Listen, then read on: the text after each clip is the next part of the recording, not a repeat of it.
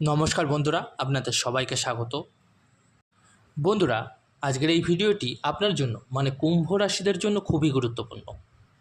আপনি তো দেখেই ফেলেছেন অলরেডি থাম্বনেলে, কর্মফলদাতা শনি মার্গী থেকে বক্রী হতে চলেছে 30শে জুন, আর 14ই নভেম্বর অবধি বক্রী হয়ে থাকবে 137 দিনের জন্য। এই শনিদেব বক্রী হওয়া কুম্ভ রাশির জীবনে কী কী ফলাফল দেবে? যেহেতু আপনার শনির 7.5 দ্বিতীয় চরণ চলছে, আপনার রাশি কুম্ভ রাশিতেই শনি এই মুহূর্তে ট্রানজিট করছে, আর পুরো 30 বছর পরে এসেছে কুম্ভ রাশিতে, এবং আপনার রাশিতে শনি বক্রী হতে চলেছে। তো এই নিয়েই আজকের বিশ্লেষণ। দেখুন, না নেগেটিভ বলবো না পজিটিভ বলবো, খুব ডিটেলসে বলবো এই 137 দিনে কি হবে শনি বক্রী হলে। এই বিশ্লেষণটি চন্দ্র রাশির ওপর নির্ধারিত। প্রথমে আপনাকে বলবো শনি বক্রী আসলে কী, যাতে আপনি বুঝতে পারেন যে এই বক্রীটা কী হয়। বন্ধুরা, গ্রহের দুটো অবস্থা হয়, একটা হলো মার্গী এবং একটি বক্রী। যখন গ্রহ মার্গী হয় তখন গ্রহ সৌরমণ্ডলের সূর্যের পরিক্রমা করে নিজের গতি অনুসারে। আরেকটা হচ্ছে বক্রী, যখন সে নিজের গতি অনুসারে পরিক্রমা করতে পারে না, স্লো হয়ে যায়, সূর্যের থেকে দূরত্ব সৃষ্টি হয়। এরকম মনে হতে পারে পৃথিবী থেকে যে গ্রহটি উল্টো পরিক্রমা করছে, কিন্তু বাস্তবে উল্টো চলে না, স্লো হয়ে যায় এবং এক ঘর আগের ফল দিতে থাকে। যেরকম আপনার রাশি কুম্ভ, আর শনিদেব এখন ফার্স্ট হাউসে, আপনার রাশিতেই ট্রানজিট করছে। এবার বক্রী হয়ে গেলে আপনাকে 12 হাউসেরও রেজাল্ট দেবে। ভালো করে বুঝুন, শনি আপনার রাশিতেই আছে, চন্দ্রের ওপর আছে। শনি একটা ম্যালিফিক প্ল্যানেট। চন্দ্র আমাদের মনের কারক, আমাদের ভাবনা কল্পনা যা আমরা ভাবছি মন থেকে, তা সবই চন্দ্র দ্বারা চালিত হয়। এবার শনি বক্রী হচ্ছে চন্দ্রের ওপর। প্রথমত আপনাকে একটা জিনিস নিয়ে বসে থাকলে হবে না, একটা জিনিস নিয়ে আপনাকে জেদ ধরে রাখলে হবে না। আগে কি হচ্ছিল, আপনি ছোট ছোট জিনিস নিয়ে ভাবছিলেন কিন্তু ইগনোরও করে দিচ্ছিলেন, কিন্তু এখন আপনাকে কোনো জিনিস নিয়ে ওভার থিঙ্কিং, পজিটিভ বা সিরিয়াস হলে চলবে না।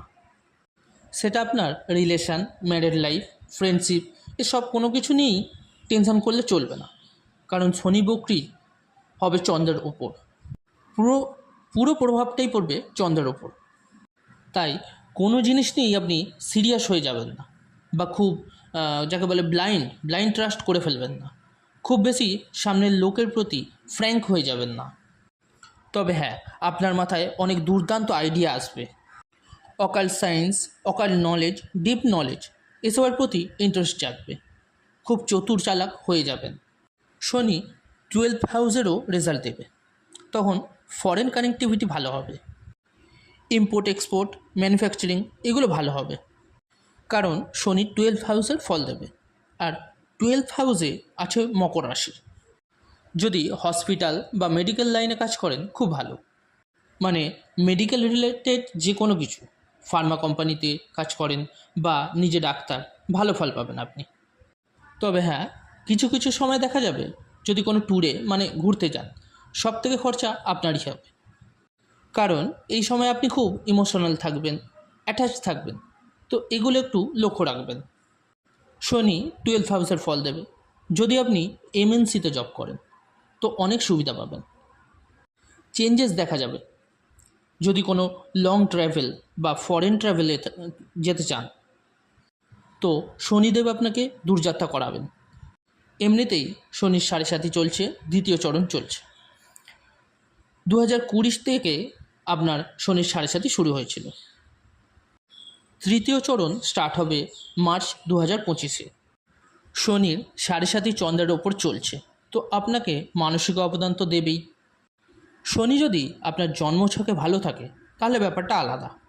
তবে এখন থেকেই যে কোনো জিনিস নিয়ে অবসাদ, সে কেরিয়ারই হোক বা রিলেশন হোক বা ফ্যামিলি নিয়েই হোক, মানসিক অশান্তি কোনো কারণ ছাড়াই হচ্ছে আপনার জীবনে। শনি মানুষকে জীবনের সত্যতা দেখায়। 29 বছর পর 7.5 আসে জীবনে। এটা আপনাকে পরিশ্রম করাবে, ক্লান্ত করাবে, ভাগাদৌড়ি করাবে, স্ট্রাগেলও হিউজ করাবে। যদি আপনি ছোট হন তাহলে আপনাকেও কিছু না কিছুতে পরিশ্রম করাবেই। সে মেন্টালি হোক বা ফিজিক্যালি ক্লান্তি, কিন্তু আপনাকে ক্লান্ত করবেই। শনির সাড়ে সাথীতে এটা হবেই। যদি শনি আপনার জন্মছকে খুব ভালো পজিশনে হয় এবং নিজ রাশির উচ্চ হয়, তাহলে রাজাও বানিয়ে দেয়। যাই হোক, এবার শনির বক্রি দৃষ্টি আপনার তৃতীয় ঘরে পড়বে 137 দিনে। এবার আপনি ভাববেন যে ডিজিটালি কী করে আপনার নিজের জিনিস বাড়াবেন, মানে অনলাইন জিনিসকে বাড়াবেন, নিজের রাইটিংকে কী করে ভালো বানাবেন, স্টাডি ফ্যাক্টর কী করে ভালো বানাবে, মানে যে কোনো অনলাইন ডিজিটাল কাজ, আপনার সোশ্যাল বা সমাজ রিলেটেড কোনো কাজ, আশেপাশের কোনো সমাজমূলক কাজে অ্যাক্টিভ হয়ে যাবেন। কোনো বৃক্ষরোপণ করবেন, সোশ্যাল অ্যাক্টিভিটি করছেন, ডিজিটালি অ্যাক্টিভ হবেন। এসব আপনি লক্ষ্য করে দেখবেন শনি বক্রি হয়ে যাওয়ার পর থেকেই শুরু হবে। ছোট ছোট যাত্রা আপনার হতে পারে, কিন্তু সেই যাত্রাতে আপনি কারোর সাথে আর্গুমেন্টে জড়াবেন না। এবার শনির দৃষ্টি আপনার 7th হাউসে এবং আপনার 10th হাউসে পড়বে। 7th হাউসে শনির দৃষ্টি পড়া মানে এই 137 দিনে আপনার বিয়ে ঠিক হতে পারে এবং বিয়ে ফাইনালও হতে পারে। কিন্তু আপনার চন্দ্রেতে শনি বক্রি, তাই আপনি কনফিউজ হতে দেবেন না নিজেকে, কারণ চন্দ্র আমাদের মনের কারক। তাই কনফিউশন, চিন্তা, ডাউটস, শঙ্কা এসব মনে আসলে চলবে না। আর একটা জিনিস নিয়েই বারবার ভাবলে চলবে না। এখানে দেখা যাচ্ছে নভেম্বর বা তার আগে আগে আপনার সম্বন্ধ ফাইনাল হয়ে যেতে পারে, কারণ 7th হাউস বিয়ের হয়। এছাড়া বৃহস্পতি আপনার কেন্দ্রে আছে আর আপনার 12th হাউসের ওপর ভাগ্যকে দৃষ্টি দিচ্ছে, তো সম্বন্ধ ঠিক হতে পারে। যাদের বিয়ে অলরেডি হয়ে গেছে তাদের জন্য চিন্তার ব্যাপার হলো, হয় আপনার পার্টনারের মধ্যে জেদ বেশি দেখা যাবে, না হয় আপনার মধ্যে। কিন্তু কোনো একজনের মধ্যে জেদ বেশি হওয়ার জন্য কিছু আপ ডাউন দেখা যাবে। পার্টনারশিপ আপনি করতে পারেন, কিন্তু কাউকে ব্লাইন্ড ট্রাস্ট করবেন না, এতে মনোযোগ দেবেন। পাবলিক ডিলিং করতে পারেন, ডিলিং ইনকাম করতে পারেন, কিন্তু এই দিকেও নজর দেবেন কোনো গড়মিল না হয়ে যায়, কারণ এগুলো আপনি করতেই পারেন। কিন্তু শনির বক্রি দৃষ্টি যেহেতু আপনার কেরিয়ারের ঘরে, তাই সোর্স অফ ইনকামেও আর কর্মে তো দৃষ্টি প্রদান করছে, কর্ম তো আপনাকে দিয়ে করাবেই। এই ছিল 137 দিনের বিশ্লেষণ। কি করবেন আপনি উপায়? শনির বীজ মন্ত্র পড়ুন, ওম প্রাম প্রিম প্রম স শনিশ্চরায় নমঃ 108 বার করবেন। ওম নমঃ শিবায়ের জপ করবেন রোজ সকালে 108 বার। গায়ত্রী মন্ত্রের জপ করুন রোজ। হনুমান চল্লিশার পাঠ করুন আর সূর্যোদয়ের সময় সূর্যকে জল দান করুন। তো বন্ধুরা, কীরকম লাগলো আজকের ভিডিওটা জানাতে ভুলবেন না কমেন্ট করে।